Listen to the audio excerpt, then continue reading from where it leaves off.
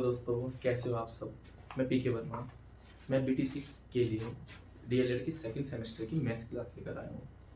आज हम maths class में क्या पढ़ेंगे? आज हम पढ़ेंगे 3 अंकों तक की संख्याओं का लैसे एवं मैसे ज्ञात करना।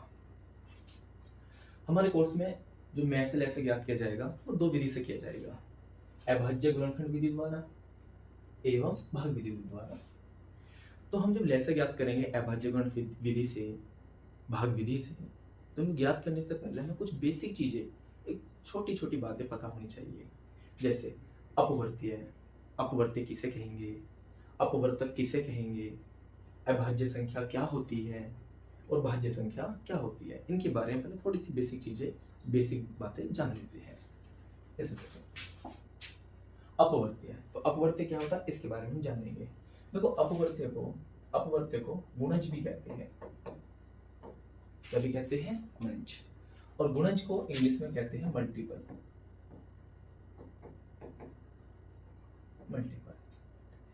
मल्टीपल यानी कि मल्टीपल का मतलब क्या? पहाड़े। इसको हम क्या भी कह सकते हैं? अपवर्त्य यानी गुणज होता है, गुणज यानी कि मल्टीपल, और मल्टीपल को हम क्या कहेंगे? पहाड़े। जैसे ये जो अपवर्त्य होता है एक तरह से होता है पहाड़े। जैसे जैसे मैं आपसे कहूं कि 12 के गुणज, 12 के गुणज क्या होंगे, तो हमें करना क्या बेसिकली, हमें 12 के टेबल पढ़ने हैं, यानी कि पहाड़ी पढ़ने हैं। जैसे 12 12, 12 दूनी 24, 12 तिया 36, 12 चौक 48, 12 पंजे 60, इस तरह से चलते रहेंगे। यानी जैसे मैं अब तुमसे पूछूं ऐसी इस तरह से कि मुझे 10 के गुणज बताओ, तो मैंने बताया गुणज का मतलब मल्टीपल यानी कि पहाड़े। जैसे 10 के टेबल में जो भी नंबर आएंगे, जैसे 10 के टेबल पढ़ लो, तो 10 एकम 10, 10 दूनी 20, 10 तिया 30, 10 चौक 40, कहाँ तक रहेंगे? इनफाइनाइट तक, अनंत तक रहेंगे, चलते रहेंगे। ऐसे मैं आपसे पूछूं कि 5 के गुणज बताओ, यानी 5 के मल्टीपल बताओ, तो 5 के मल्टीपल क्या होंगे? जैसे 5, तो 5 एकम 5, 5 दूनी 10, ऐसी 5 तिया 15, 5 चौक 20, 5 पंजे 25, इस तरह से इनफाइनाइट तक, यानी कि अनंत तक ये चलते रहेंगे। ठीक है, तो अब बेसिकली आपको पता लगा कि अपवर्त्य क्या होता है। अपवर्त्य यानी कि गुणज। तो गुणज क्या होगा? मल्टीपल, किसी नंबर का मल्टीपल यानी कि जो भी नंबर दे दिया जाएगा उसी का टेबल पढ़ लो, उसी के टेबल यानी कि उसके पहाड़े होते हैं, उन्हें कहते हैं हम मल्टीपल यानी गुणज। अब बात करते हैं किसी अपवर्तक की, कि अपवर्तक क्या होता है।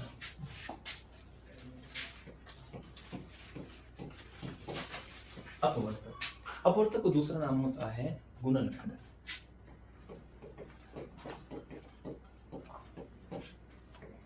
गुणनखंड, और गुणनखंड को कहते हैं हम फैक्टर।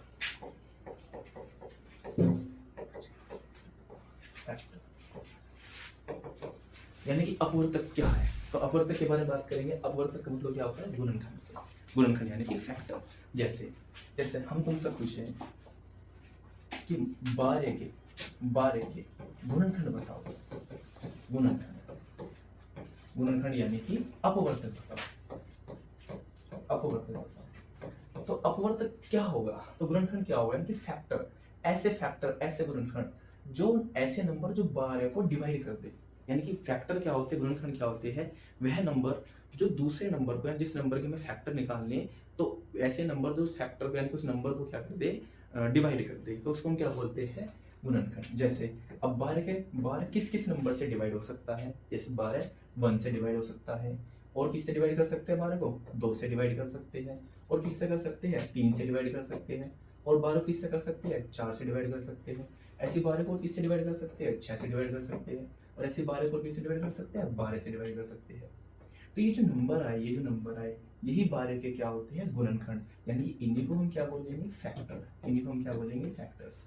तो देखो 12 के फैक्टर मैंने बताया क्या होगा? 1, 2 या 3 या 4 या 6 या 12। यानी कि ये नंबर ऐसे नंबर है कि ये 12 को डिवाइड कर देंगे, और जो नंबर डिवाइड कर देंगे उस नंबर को, तो वही उसके क्या कहलाते हैं? फैक्टर, यानी कि गुणनखंड। यानी कि इसी को हम क्या बोलेंगे? अपवर्तक। तो वे नंबर कहलाते हैं अपवर्तक। जैसे मैं एक एग्जांपल लेता हूँ, जैसे मैं आपसे कह दूं कि 100 लेके गुणनखंड बताओ, 16 के गुणनखंड। तो 16 के ऐसे फैक्टर लेने, ऐसे नंबर लेने जो नंबर 16 को डिवाइड कर सके। तो कौन कौन से होंगे? तो देखो 16 को कौन कौन से नंबर डिवाइड कर सकते हैं? 1 कर सकता है 16 को डिवाइड, और कौन कर सकता है? 2 भी कर सकता है, और कौन भी नंबर डिवाइड कर सकता है? 4 भी कर सकता है, 8 भी 16 को डिवाइड कर देगा, और 16 खुद भी 16 से डिवाइड हो जाएगा।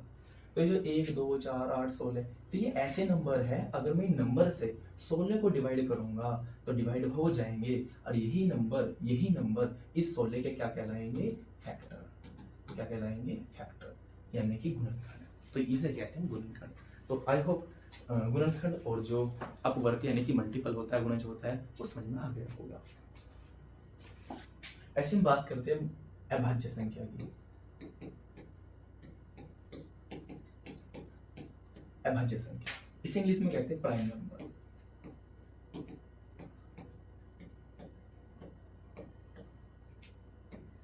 तो क्या होती है अभाज्य नंबर, यानी कि अभाज्य संख्या क्या होती है, किसे कहते हैं प्राइम नंबर? तो यानी कि ऐसी संख्या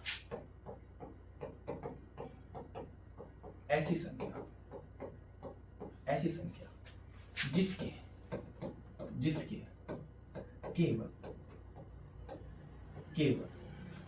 2 गुणनखंड होते हैं, यानी कि 2 फैक्टर होते हैं।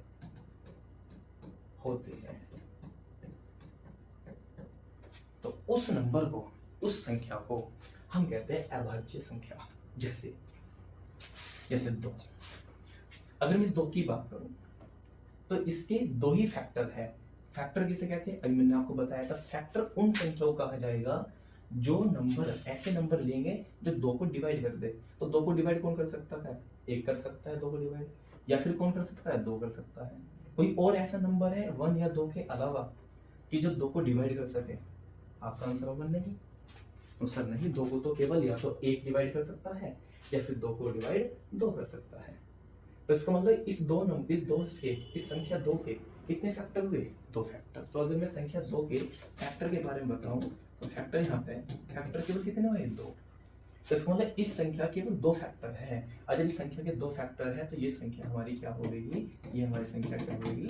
अभाज्य संख्या, यानी प्राइम नंबर। ऐसे कौन सा एग्जांपल होगा? ऐसे देखो 3 देखो, तो 3 को हम किस से डिवाइड कर सकते हैं? या तो 1 से डिवाइड कर सकते हैं, या फिर 3 से ही डिवाइड कर सकते हैं, या कोई और एक्स्ट्रा दूसरा नंबर है कि हम जो 3 को डिवाइड कर दे। तो आपका आंसर फिर होगा नहीं। तो हम केवल 3 को या तो 1 से डिवाइड कर सकते हैं, या फिर 3 से डिवाइड कर सकते हैं, और जिन नंबर से हम डिवाइड कर सकते हैं तो वे नंबर उस नंबर के, यानी कि उस संख्या के क्या कहलाते हैं? फैक्टर। क्या कहलाते हैं? फैक्टर। तो अगर देखा जाए इस 3 के भी कितने फैक्टर है? 2 ही फैक्टर है, इसके अलावा कोई फैक्टर नहीं है। तो 3 के जो 2 फैक्टर है, तो अभी हमने बताया कि ऐसी संख्या जिसके केवल 2 गुणनखंड यानी कि 2 फैक्टर होते हैं तो वह संख्या क्या कहलाती है? अभाज्य संख्या। तो इसको हम क्या बोलेंगे? अभाज्य संख्या। जैसे अब बात करते हैं हम 4। क्या 4 अभाज्य संख्या है? चेक करते हैं। तो हमें क्या करना? हम इस 4 के फैक्टर लेंगे, यानी कि ऐसे नंबर लेने जो 4 को डिवाइड कर सके। तो 1 से डिवाइड हो जाएगा। अब ये 4 किससे डिवाइड हो जाएगा? 2 से भी डिवाइड हो जाएगा। और ये 4 किससे डिवाइड हो जाएगा? किससे विभाजित हो जाएगा? किससे कट जाएगा? 4 से भी कट जाएगा। तो इसका मतलब इस 4 नंबर के, इस 4 संख्या के ये भी फैक्टर है, ये भी फैक्टर है, ये भी फैक्टर है। तो कितने फैक्टर हो गए? 3। और अभी हमने बताया था प्राइम नंबर, यानी कि अब अभाज्य संख्या किसको कहेंगे? जिसके कितने फैक्टर होते हैं? केवल 2 फैक्टर होते हैं। और यहाँ पर अगर हम देखें तो कितने फैक्टर आ गए? 3। तो कितने फैक्टर हुए? 3। तो क्या ये अभाज्य संख्या होगा? क्या ये अभाज्य संख्या होगा? आपका आंसर नहीं, सही अभाज्य संख्या नहीं है। तो हम इसके आंसर में क्या कहेंगे? नहीं। तो आशा करते हैं अभाज्य संख्या के बारे में आप समझ गए होंगे। तो अभाज्य संख्या कौन कौन सी होती है? मैं आपको कुछ अभाज्य संख्याओं के बारे में बता रहा हूँ। अभाज्य संख्या तो कौन कौन सी होगी? जैसे 2 होगा, 3, 5, 7, 11, 13, 17, 19, ठीक है ना, 23। अब सोचेंगे सर 21 से देखो अलग। 21 जो है 1 से भी डिवाइड हो जाएगा, 3 से भी डिवाइड हो जाएगा, 7 से भी कट जाएगा, और 21 से भी कट जाएगा। तो इसके फैक्टर ज्यादा है, 2 से ज्यादा है, और जिसके 2 से ज्यादा फैक्टर होंगे वो अभाज्य संख्या नहीं होता।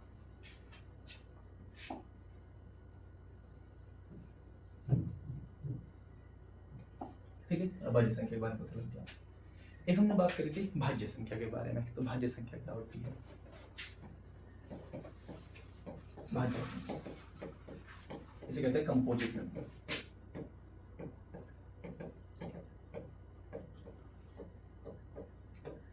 कंपोजिट नंबर क्या होंगे? ऐसी संख्याएं, यानी ऐसी संख्या, ऐसी संख्या, या ऐसे कह सकते हैं ऐसी संख्याएं जिनके दो से अधिक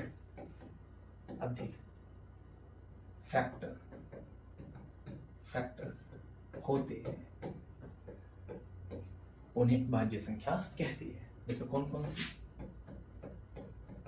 जैसे 4, जैसे 6, जैसे 8, ऐसे।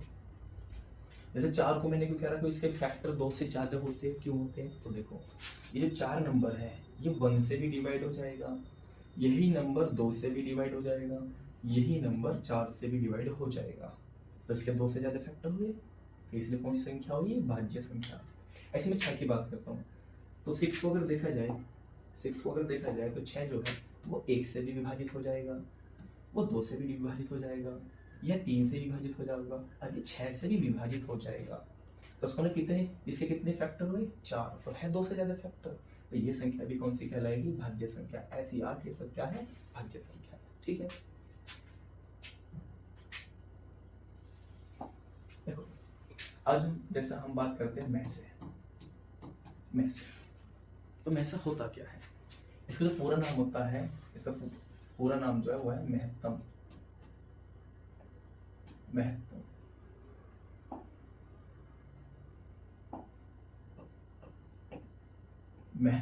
समावर्तक।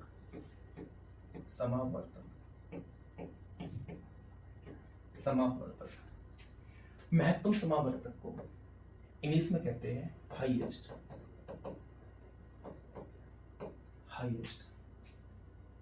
कॉमन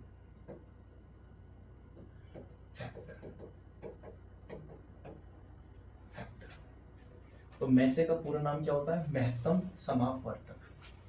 और महत्तम समावर्तक को, महत्तम मतलब हाईएस्ट, समान यानी कॉमन, अपवर्तक यानी कि फैक्टर। अभी बताया था अपवर्तक क्या यानी कि फैक्टर। तो इसको हम शॉर्ट में H हाईएस्ट में से H, कॉमन में से C, फैक्टर में से F, तो शॉर्ट में HCF भी कहते हैं। तो अब डाउट मत करना कि मैसे और HCF क्या अलग अलग होते हैं, मैसे ही को ही HCF कहते हैं। तो हम जब क्वेश्चन करते हैं पेपर में, तो वहाँ या तो मैसे लिखा जाता है या फिर HCF लिखा जाता है। तो मैसे तो हिंदी का शॉर्ट फॉर्म होता है और HCF इंग्लिश का शॉर्ट फॉर्म होता है। ये होता क्या है? जैसे महत्तम समावर्तक कहते किसे हैं?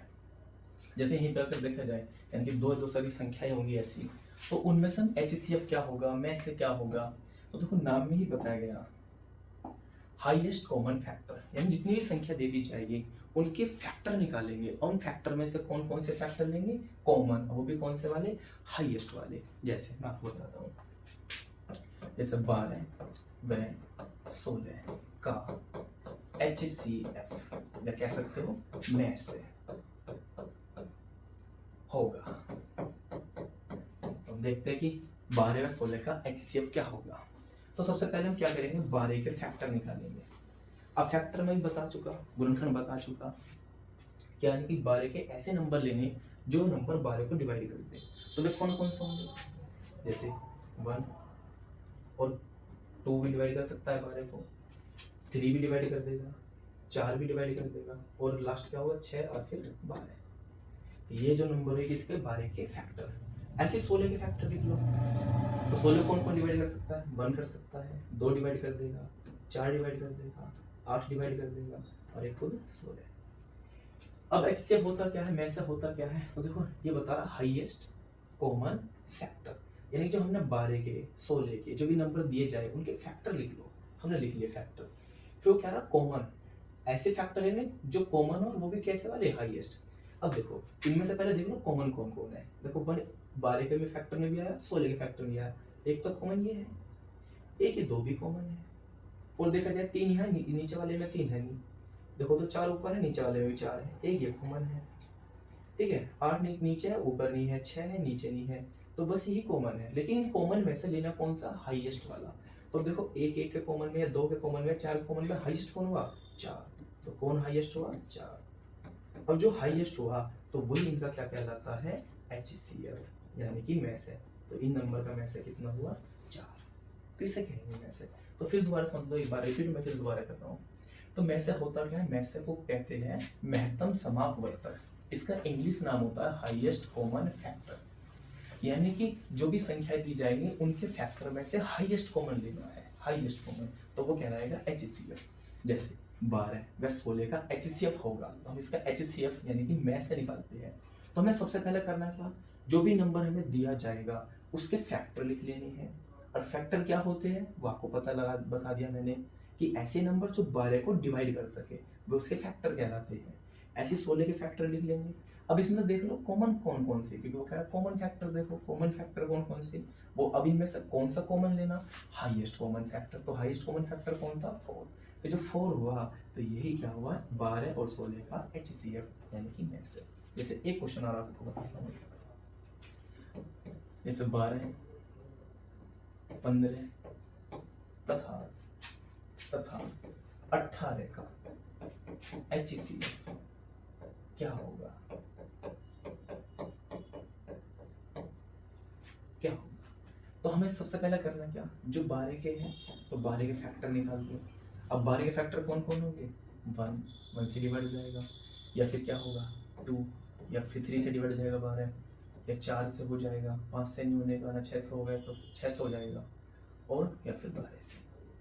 ऐसे 15 के फैक्टर लिख लो। तो 15 के फैक्टर क्या होंगे, 1 से डिवाइड हो जाएगा, 2 से नहीं होने का, 3 से हो जाएगा, 5 से भी हो जाएगा, और फिर 15 से। ऐसे 18 के फैक्टर निकालो। तो 18 किस किस से डिवाइड हो सकता है, 1 से हो सकता है, और 2 से हो जाएगा, और 3 से हो जाएगा, और 9 से हो जाएगा, और 6 से भी हो जाएगा, और 18 से भी हो जाएगा, ठीक है। और इसके फैक्टर नहीं होंगे। अब इसमें तो देखने high HCF highest common factor, तो पहले मैं कॉमन देख लो कौन कौन से। एक कॉमन ये रहा, 2 इसमें भी है, इसमें भी है, नीचे वाले में ही तो है नहीं, 3 यहाँ पे भी, यहाँ पे भी, यहाँ पे भी, तो एक कॉमन ये रहा, ठीक है। 4 ऊपर वाले में, नीचे वाले में नहीं है, और 6 ऊपर वाले में तो बीच वाले में नहीं है, तो बस यही कॉमन है। तो यही कॉमन है। अब इनमें से कौन सा लेना है कॉमन, हाईएस्ट वाला। तो हाईएस्ट वाला कौन सा है, 3 वाला, तो इनका HCF हुआ 3, ठीक है। तो इसी को कहते हैं HCF। आई होप समझ में आ गया होगा कि HCF होता क्या है, ठीक। और क्वेश्चन करते हैं HCF के बारे में। सबको थोड़ी देर के लिए, जैसे मैसे के बारे में हम जान चुके, अब पढ़ेंगे लैसे। तो लैसे क्या होता है, बिल्कुल लैसे को, लैसे का पूरा नाम होता है लघुत्तम समापवर्तीय।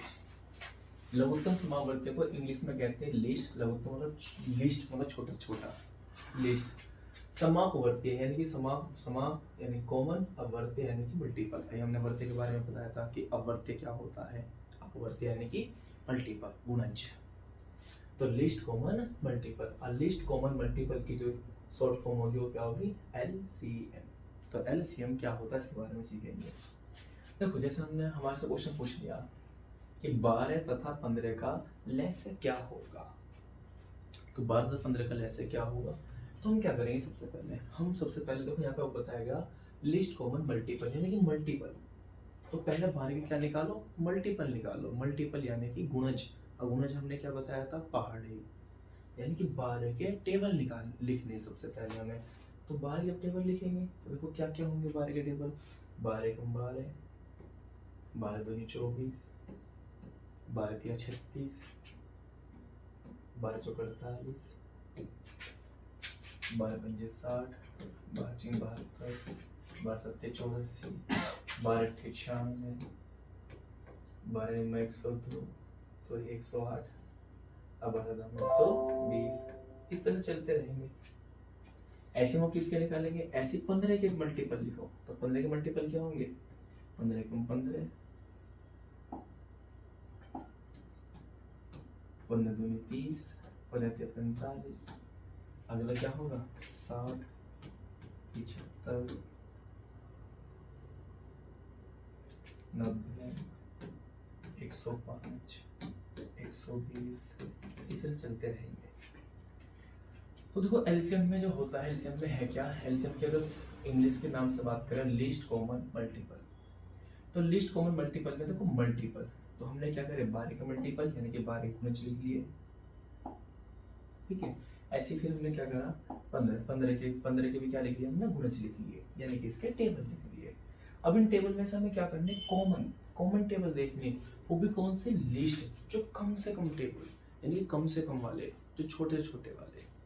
जैसे देखा जाए 12 यहाँ पे नहीं है, 24 कॉमन नहीं है, 36 भी कॉमन नहीं, 48 भी कॉमन नहीं, क्या कॉमन है 60। एक ये रहा देखो 60 कॉमन, ठीक। और देखो इसमें कुछ और कॉमन हो 72, 75 नहीं है, 120 कॉमन है, ये रहा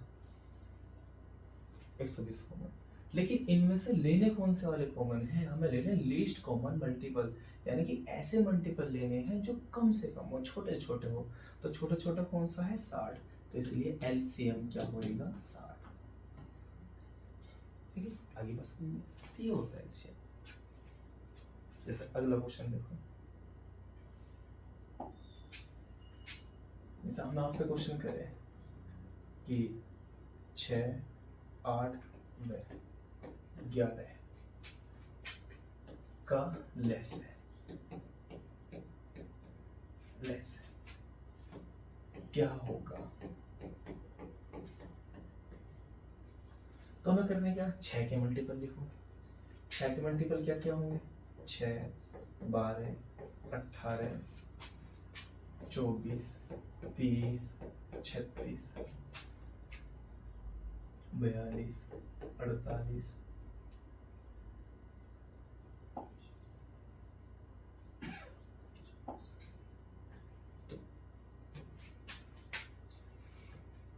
54, 60, 66,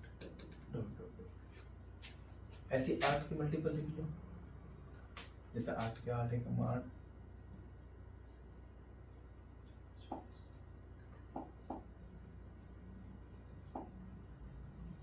16, 24, 32, 40, 48, 56,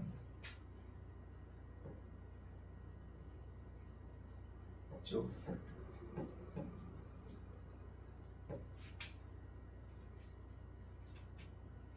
72, 80, 88,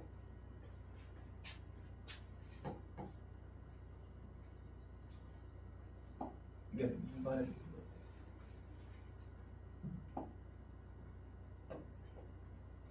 तो 12 के मल्टीपल लिख लो, जैसे 12, 24, 12, 36, 12, 48, इस तरह चलते रहेंगे।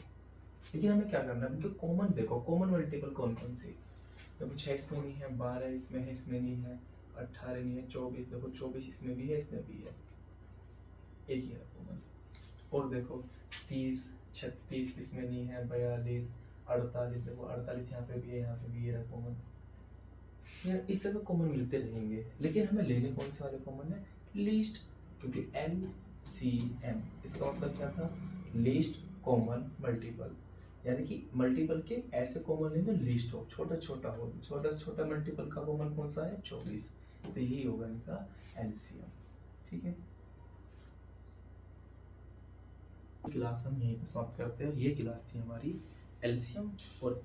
एलसीएम और HCF की बेसिक क्लास, यानी कि एलसीएम क्या होता है, HCF क्या होता है, ये आपको थोड़ा डिटेल में समझाया गया, ठीक है ना। इसमें मल्टीपल क्या होता है, फैक्टर क्या होता है, ये चीज़ क्लियर। और बाकी जो क्वेश्चंस जो पेपर में क्वेश्चंस आएंगे कैसे करेंगे सॉल्व, वो नेक्स्ट क्लास में मिलते हैं। तब तक के लिए नमस्कार।